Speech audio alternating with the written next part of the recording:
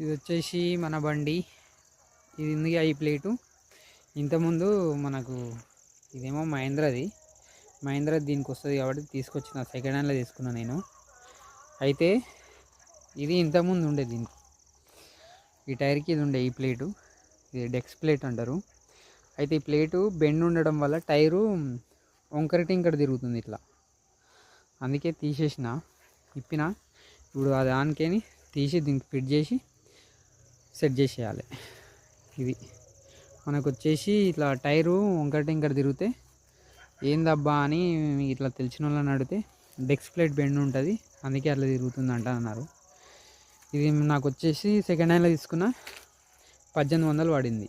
ఇది మహేంద్ర బండిది. స్క్రాప్కి వేస్తే వాళ్ళ తాను నేను అడిగితే 1800కి ఇచ్చిర్రు ఈ ప్లేటు. చెక్ చేసిన హోల్స్ మ్యాచ్ అవుతున్నాయా లేవా అని, పర్ఫెక్ట్ వచ్చేసింది. ఇది విషయం. ఇప్పుడు దీనికేని దానికి ఫిట్ చేసి టైర్ మళ్ళీ దీనికి ఫిట్ చేస్తే మొత్తానికైతే ఫిట్ చేసినాక ఇట్లా అయిపోయింది. కానీ సెట్ అయింది. కలర్ ఒకటే కొంచెం డిఫరెంట్ కొడుతుంది. ఇప్పుడు మనం కర్రీ ఎట్లా నడుస్తాయి కాబట్టి కర్రీ ఎట్లా సీజన్ అయిపోయాక ఇప్పేసి మొత్తం పెయింట్ చేపిద్దామని ఆలోచిస్తున్నాం.